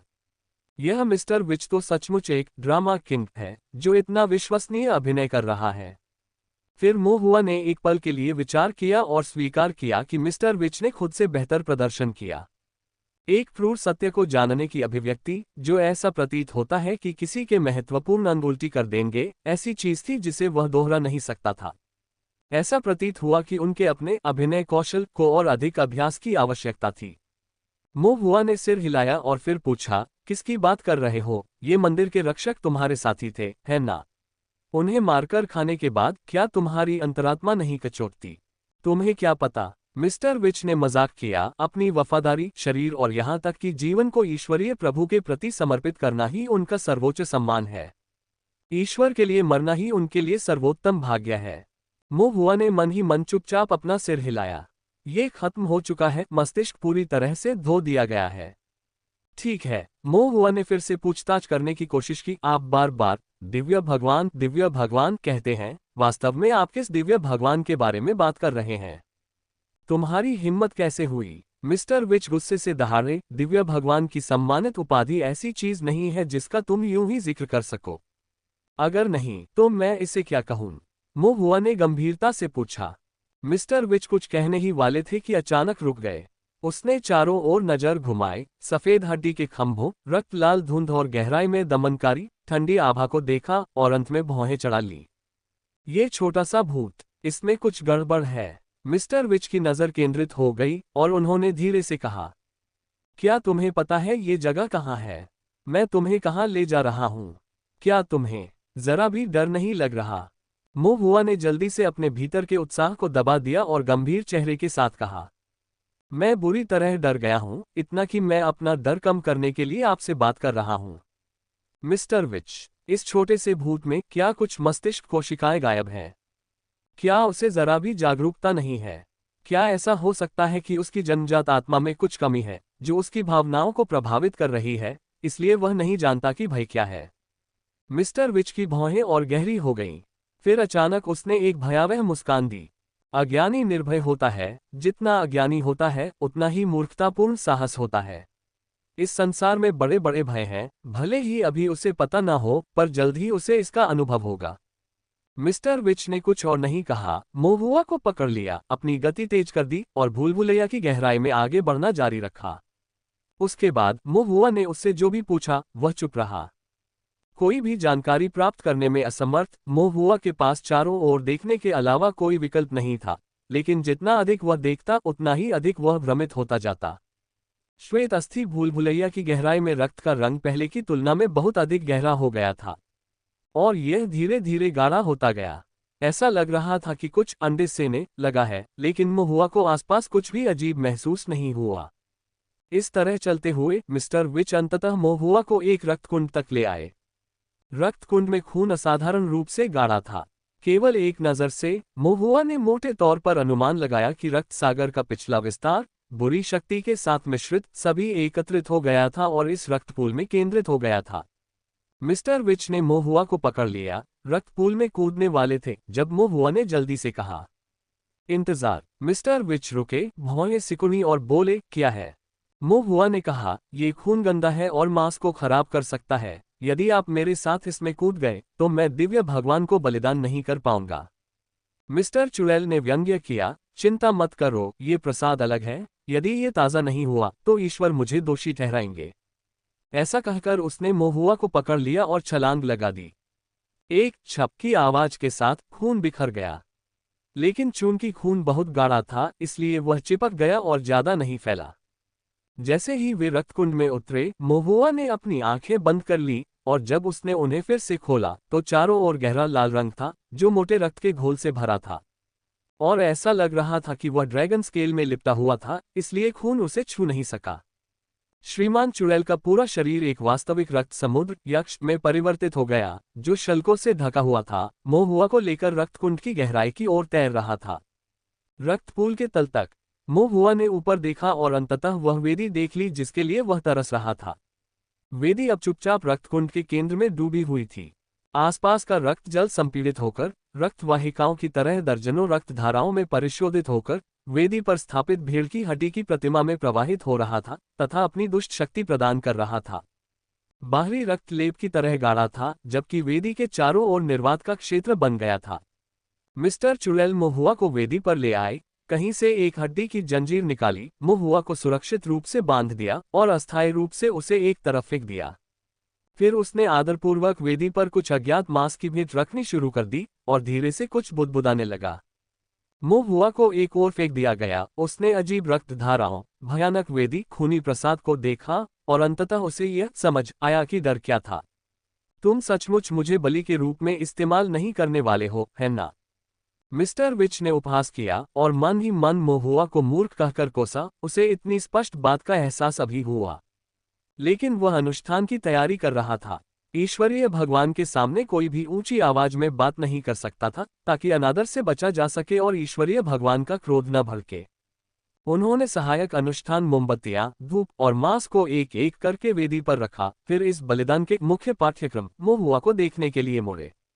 मूलतः मेरा इरादा तुम सबको पकड़कर दिव्य भगवान को अर्पित करने का था, लेकिन मुझे उम्मीद नहीं थी कि तुम इतने कष्टकारी होगे। महान शत्रु भाग 3। उस लालची मूर्ख को छोड़कर जिसने लालच के कारण अपनी गर्दन मुझसे कटवा ली और खूनी जोबी में बदल गया, अन्य गोल्डन कोर से निपटना आसान नहीं है। तुम बच्चे भूत की तरह धूर्त हो। मूलतः मेरा यक्ष अवतार, जो तलवार और भाले के प्रति अभेद्य था और आग और पानी से प्रतिरक्षित था, हर जगह तबाही मचाने के लिए पर्याप्त था, फिर भी किसी तरह आप सभी ने मेरी कमजोरी का पता लगा लिया और मुझे थका दिया। श्रीमान विच बोलते बोलते और अधिक उत्तेजित हो गए और अंततः आह भरते हुए बोले, मैं कुछ नहीं कर सकता, लेकिन सौभाग्य से स्वर्ग उन लोगों को पुरस्कृत करता है जो दृढ़ रहते हैं, और दिव्य भगवान ने मुझे तुम्हें पकड़ने की अनुमति देकर आशीर्वाद दिया है, बच्चे। मिस्टर विच ने मोहुआ को प्रसन्नता से देखा और जितना अधिक वह उसे देखते रहे, उनकी खुशी बढ़ती गई और उन्होंने सिर हिलाते हुए कहा, वास्तव में जीवित बलिदान के लिए एकदम सही नमूना, ताज़ा और कोमल। कुंजी आपकी दिव्य भावना है जो अत्यंत गहन होनी चाहिए। ये तुम ही थे जिन्होंने मेरी रक्त संरचना को तोड़ा था। जब तुमने जियाओ नामक उस सुपरवाइजर को फंसाने के लिए एरिस संरचना स्थापित की थी, तो मैंने भी उसे देखा था। आपकी रचना कौशल सचमुच असाधारण है और आपकी दिव्य भावना बिल्कुल असाधारण और अविश्वसनीय रूप से स्वादिष्ट है। यद्यपि आप अकेले थोड़े कम हैं, फिर भी मुझे विश्वास है कि ईश्वर मुझ पर इसका कोई प्रभाव नहीं डालेंगे। मुंह हुआ थोड़ा घबराया हुआ लग रहा था। उसने मिस्टर विच से कठोर चेहरा बनाते हुए कहा, मैं तुम्हें सलाह देता हूं कि मेरी बलि न चढ़ाओ, वरना तुम्हें पछताना पड़ेगा। मिस्टर विच ने हंसते हुए कहा, चूंकि मैंने स्वयं को दिव्य भगवान के प्रति समर्पित कर दिया है, उनके लिए अपना जीवन बलिदान कर दिया है, इसलिए मुझे अभी तक ये नहीं पता है कि पछतावा शब्द का उच्चारण कैसे किया जाता है। बस, मिस्टर विच का धैर्य जवाब दे गया, मैंने सब कुछ तैयार कर लिया है, अब तुम्हारे जाने का समय हो गया है। मैं तुम्हें ईश्वरीय प्रभु के प्रति अपनी वफादारी का सबूत के तौर पर पेश करना चाहता हूं। मुंह हुआ के कुछ कहने का इंतजार किए बिना मिस्टर विच ने उसे वेदी पर चढ़ा दिया। फिर उसने मोमबत्तियां जलाईं, धूप बत्ती जलाए और घुटनों के बल बैठकर प्रार्थना की। हे महान जंगल के स्वामी, 3000 प्रभुत्व, विस्मयकारी शक्ति के साथ दिव्य शक्ति प्रबल होती है। महान निर्जन प्रदेश का रक्त धारण करते हुए, आपके पवित्र नाम का सम्मान करते हुए, आपका विश्वासी आज आपको एक जन्मजात दिव्य वस्तु, दिव्य आत्मा से भरपूर बलिदान अर्पित करेगा। दिव्य प्रभु सदा सर्वदा विद्यमान रहें, आप शीघ्र ही पृथ्वी पर कृपा करें तथा विश्व को गौरव प्रदान करें। श्री विच का पाठ अत्यंत भक्तिपूर्ण था। उसी समय एक प्राचीन और भव्य उपस्थिति वास्तव में वेदी के ऊपर घूम रही थी। ऐसा लग रहा था कि कुछ जाग रहा है, इस भोज का आनंद लेने की तैयारी कर रहा है। मुंह हुआ ने खुद को संयमित किया और श्रीमान चुड़ैल की प्रार्थना में बाधा डाले बिना ठीक से बैठ गया। उसे डर था कि अगर वह बोलेगा तो ध्यान भंग हो जाएगा, जिससे मिस्टर विच गलत बोलेंगे और प्रार्थना अधूरी रह जाएगी, जिससे उसके सारे प्रयास व्यर्थ हो जाएंगे। मिस्टर विच ने प्रार्थना को सुचारू रूप से समाप्त किया, मुंह हुआ की ओर देखा और उदासीनता से कहा, आप बहुत अच्छे व्यवहार वाले हैं। मुंह हुआ ने सिर हिलाया, फिर उसे कुछ याद आया और उसने पूछा, मिस्टर विच, पहले आपने बताया था कि दिव्य भगवान का महान विरोधी आने वाला है। आपको कैसे पता? श्रीमान विच ने श्रद्धा से भरकर उपहास किया, स्वाभाविक रूप से ईश्वरीय प्रभु के रहस्योद्घाटन के माध्यम से। ये कैसे पता चला? मुंह हुआ ने आगे पूछा।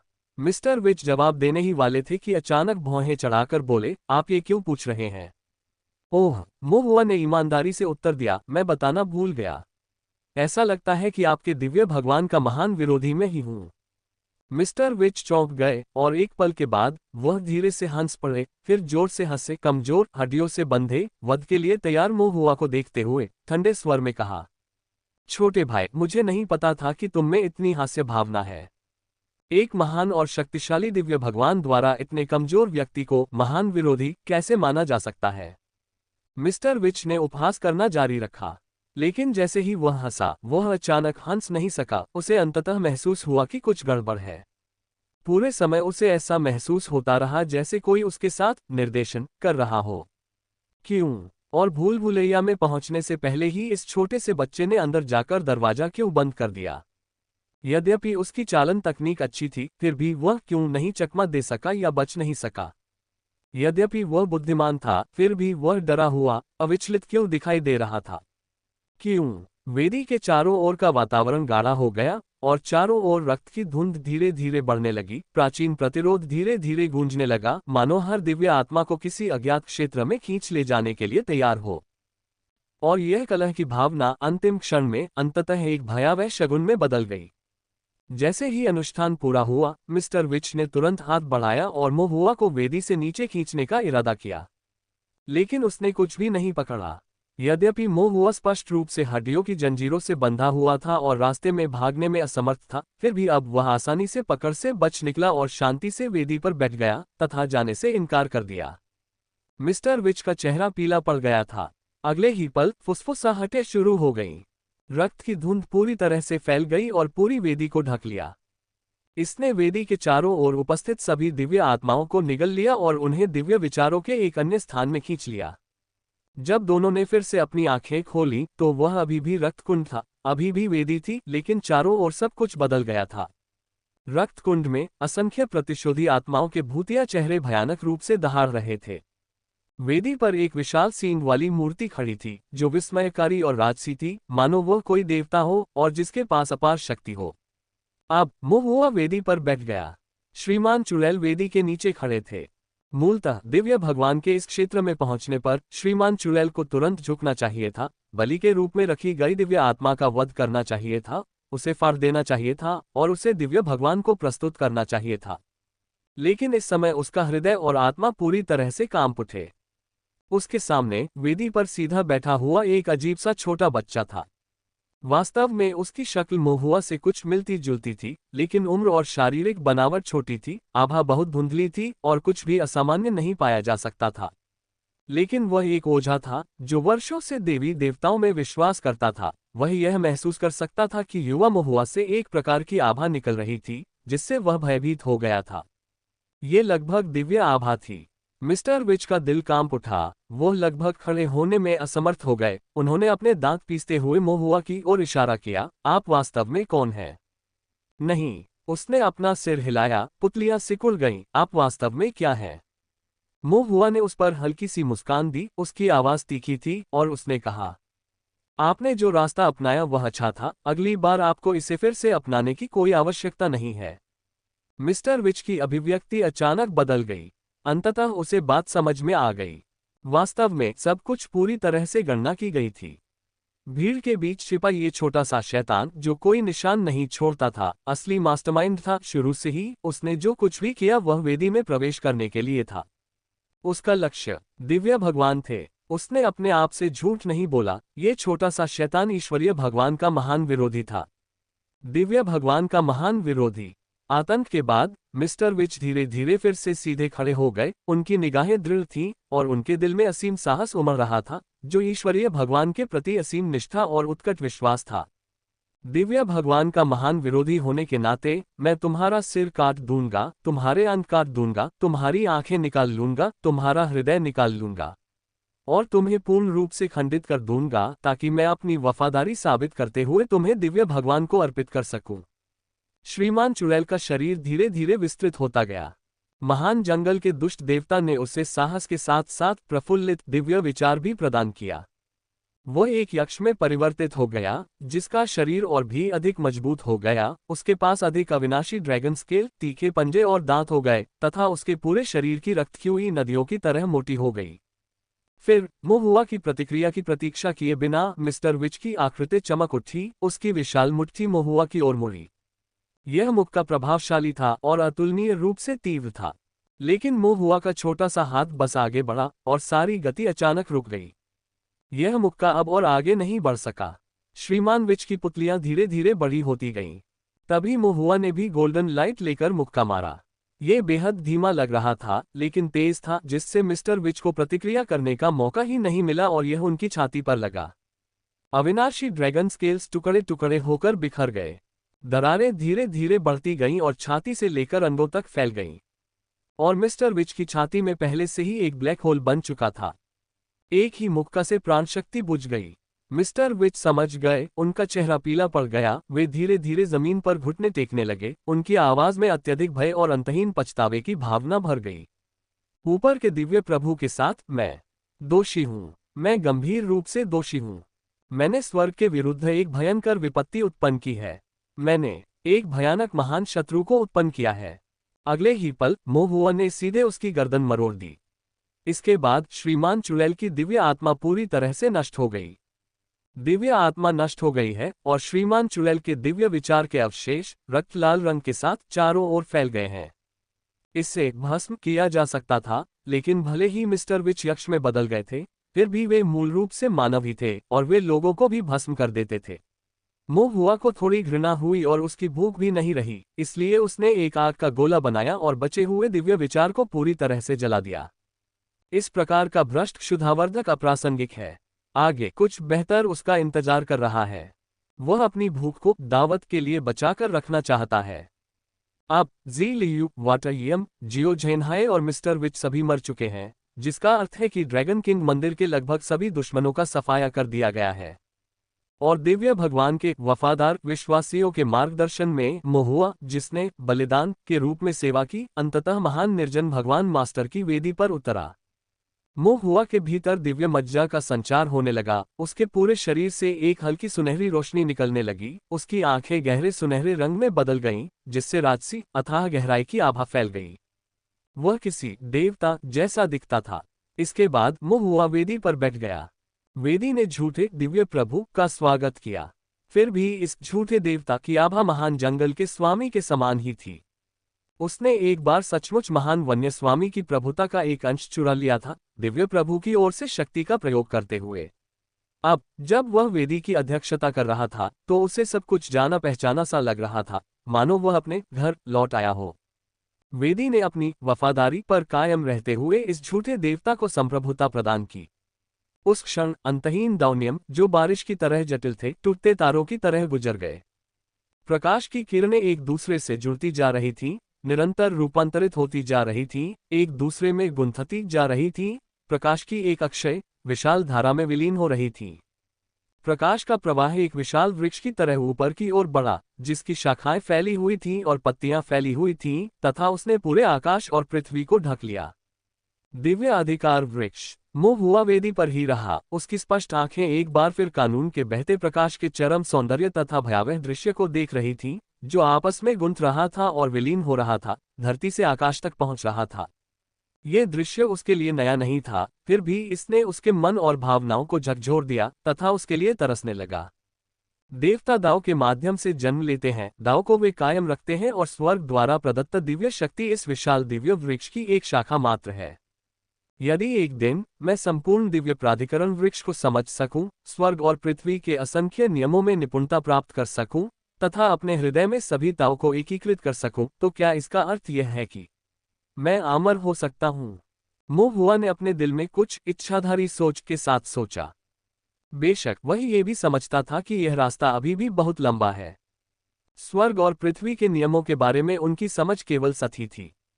महान निर्जन दुष्ट देवता से संबंधित दिव्य अधिकार की शाखा पहले से ही उसके लिए विशाल और समझ से परे थी, जिसे पूरी तरह से वश में करना असंभव था। दिव्य अधिकार के मूल वृक्ष जैसे पौराणिक जियान्मुख की तो बात ही छोड़ दीजिए, जो स्वर्ग और पृथ्वी तक फैला हुआ था। अमरता का मार्ग लंबा और कठिन है। महुआ ने अपने विचार एकत्रित किए। पहले पेट भर खा लो। अपनी दिव्य इंद्रिय के साथ उन्होंने वेदी के साथ संवाद किया, जो स्वर्ग और पृथ्वी के नियमों द्वारा बुने गए दिव्य प्राधिकरण मूल वृक्ष के भीतर स्थित थी। नहीं, दिव्य प्राधिकरण वृक्ष महान निर्जन प्रदेश के स्वामी से संबंधित था। महुआ ने दिव्य अधिकार चुरा लिया और महान वन्य क्षेत्र के स्वामी के दिव्य अधिकार वृक्ष पर अधिकार कर लिया। एक क्षण में ही दिव्य सत्ता उसकी चेतना से जुड़ गई। महान निर्जन दिव्य प्राधिकरण का वृक्ष फैल गया, जिसमें एक एक करके नोड्स प्रकाशित होने लगे, जहां बुरे सपनों में दुष्ट भगवान द्वारा पोषित अनगिनत दानव राक्षस और दुष्ट आत्माएं पूरी तरह से उसके नियंत्रण में थीं। बेशक दिव्य प्राधिकरण वृक्ष का शीर्ष अभी भी धुंध में ढका हुआ था। ऐसा इसलिए था क्योंकि मोहुआ, जो कि एक किशोर देवता था, के पास इतनी दिव्य शक्ति नहीं थी कि वह धुंध को दूर कर सके और महान निर्जन मास्टर की दिव्य सत्ता के शिखर को छू सके। फिर भी ये पर्याप्त था। सिर्फ एक डिश का ऑर्डर देने के लिए इतनी विशाल शक्ति की क्या जरूरत है? राक्षस नोड्स को समझने के बाद मोहुआ ने यूएर की खोज शुरू कर दी। यूएर को ढूंढना आसान था। ग्रेट वाइल्डनेस मास्टर की दिव्य प्राधिकरण प्रणाली के भीतर यूएर की स्थिति काफी विशेष थी और वह दुर्लभ नोड जहां वह रहती थी अधिक उज्ज्वल था। अन्य नोड्स की तुलना में आभा शुद्ध थी, इसमें बुराई और रक्त का दाग नहीं था, इसके बजाय इसमें शुद्ध बच्चे की आभा थी। मोहुआ ने लगभग तुरंत ही यूएर को देख लिया, लेकिन यूएर के नोड की जांच करने पर उसने अचानक अपनी भौहें सिकोड़ लीं। ऐसा लगता है पहले की अपेक्षा मंद शुद्ध आभा कमजोर हो गई है, जबकि भयानक आभा तीव्र हो गई है। क्यों? जाहिर है यूएर उसके साथ रहती है, हर दिन खुश एक नन्ही चिड़िया की तरह इधर उधर उड़ती फिरती। फिर उसकी आभा क्यों कम हो गई है? क्या ये भ्रम है, या इन हाल के दिनों में कम दानव राक्षसों को मारने के बाद क्या यूएर का दुर्स्वप्न फिर से दबा दिया गया है? मोहुआ ने आह भरी, कोई विकल्प नहीं, यूएर की खातिर इस बार मैं अनिच्छा से अधिक सेवन करूंगा। फिर उन्होंने अपना उत्साह बढ़ाया और आधिकारिक तौर पर ऑर्डर देना शुरू कर दिया। इस बार उसके पास अनुभव था।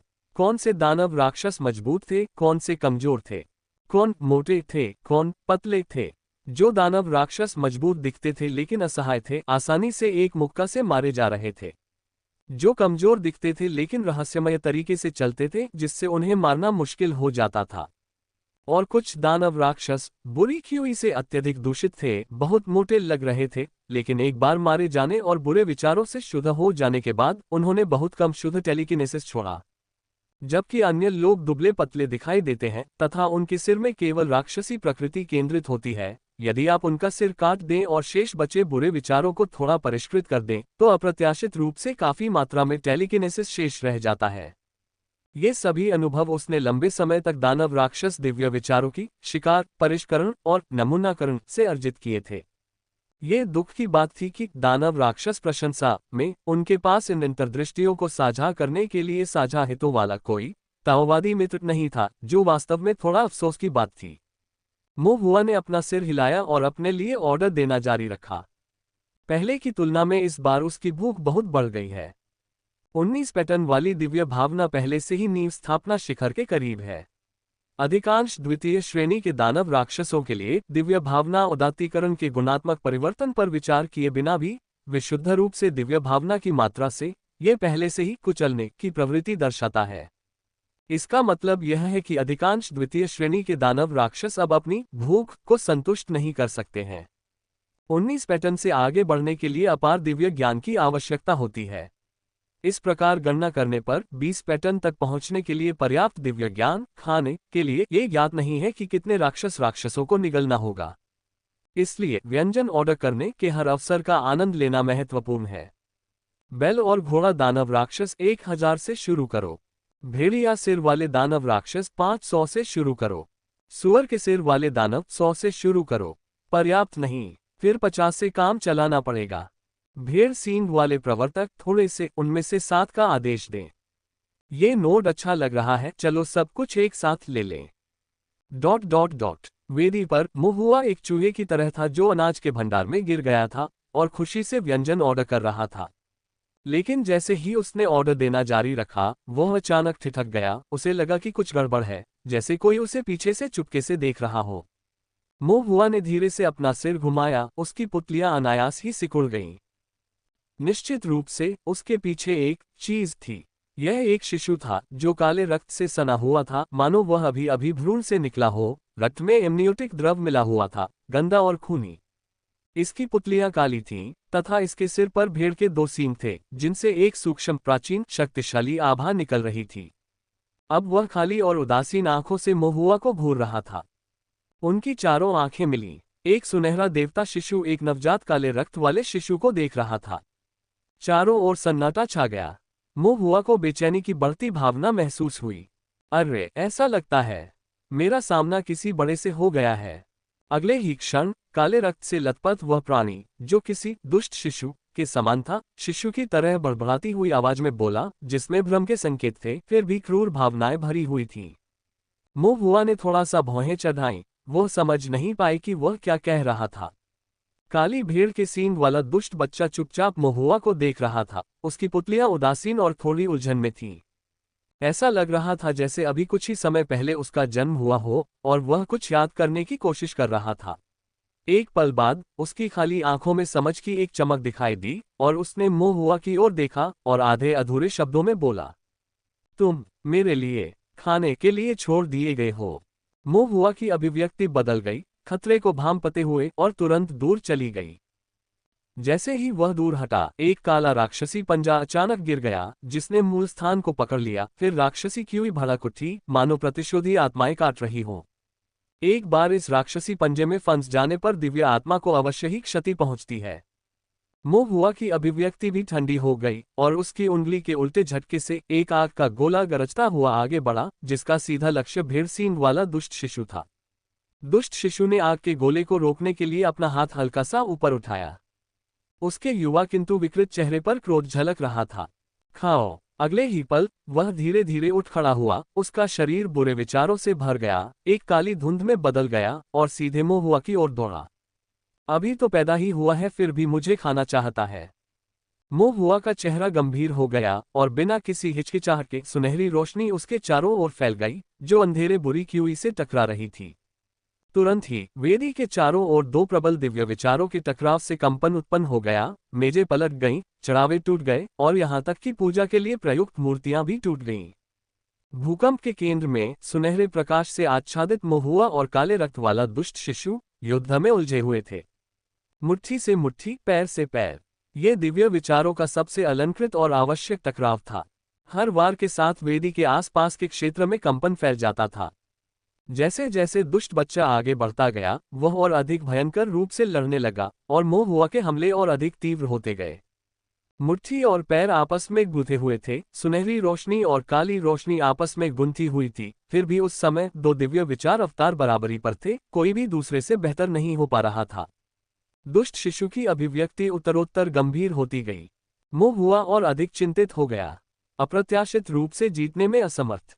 जब से उसने दिव्य इंद्रिय का मार्ग अपनाया, दाव को सिद्ध किया, दिव्य मज्जा का उपभोग किया, दाव हुआ में एक छोटी सी सफलता प्राप्त की, तब से वह हमेशा दिव्य विचारों के टकराव में अजेय रहा। आसानी से इन दुष्ट राक्षसों और राक्षस प्रेतों को नष्ट कर दिया, प्रत्येक राक्षस को एक मुक्का। ऐसा कोई राक्षस नहीं था जिसे वह मुक्का मारकर पराजित न कर सके। अगर ऐसा होता तो दो भूसे लगते। फिर भी इस छोटी सी अवधि में उसने इस छोटे काले भेड़ के बच्चे के साथ लगभग 100 भूसे मारे थे और फिर भी उसे नीचे गिराने में सफल नहीं हो पाया था। इतना ही नहीं, मोह हुआ को यह भी महसूस नहीं हुआ कि वह ऊपरी हाथ में है। इससे भी अधिक भयावह बात यह थी कि इसकी तुलना में महुआ को स्पष्ट रूप से महसूस हुआ कि यह भेड़ सींग वाला दुष्ट बच्चा दिव्य आत्मा के स्तर पर उससे भी अधिक शक्तिशाली हो सकता है। इसकी कमजोरी ईश्वरीय विचार की तकनीकों में निहित थी।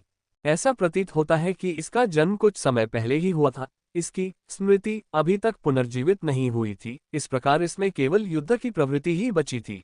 लेकिन इसकी हत्या की तकनीकें बहुत अपरिचित थीं और इसमें कोई वास्तविक दिव्य कौशल नहीं था। इस बीच महुआ के साथ लड़ाई के दौरान ये धीरे धीरे सीख रहा था, धीरे धीरे अनुकूलित हो रहा था, धीरे धीरे निपुणता प्राप्त कर रहा था, धीरे धीरे जागृत हो रहा था। उसकी निगाहें थोड़ी अधिक चालाक हो गईं। इसकी युद्ध तकनीकें अधिक सुचारू रूप से प्रवाहित हुईं। उसकी दिव्य आत्मा में अंकित स्मृति धीरे धीरे जागृत हो रही थी। इसके अलावा आपसी मारकाट के बीच वार पलटवार का लाभ उठाते हुए उसने अन्य तकनीकों को अपनाने के लिए समय निकालना शुरू कर दिया।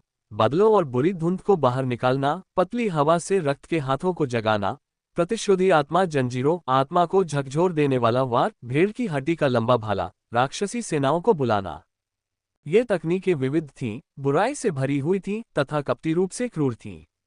मोह हुआ को अचानक बहुत दबाव महसूस हुआ, लेकिन वह हर कदम का मुकाबला कर सका तथा दिव्य विचार शक्ति का उपयोग करके आग के गोले, पानी के ब्लेड, दलदल, लकड़ी की जेल पृथ्वी पर दफनाने और विभिन्न 5 तत्वों और 8 त्रिग्राम मंत्रों को प्रकट कर सका। दिव्य विचार की वेदी पर काले बादलों ने तुरंत आकाश को ढक लिया, बुरी धुंध मच गई, बहुरंगी मंत्र आपस में गुंथ गए और चारों ओर रचना के पैटर्न की बौछार होने लगी। ये सचमुच देवताओं का युद्ध था।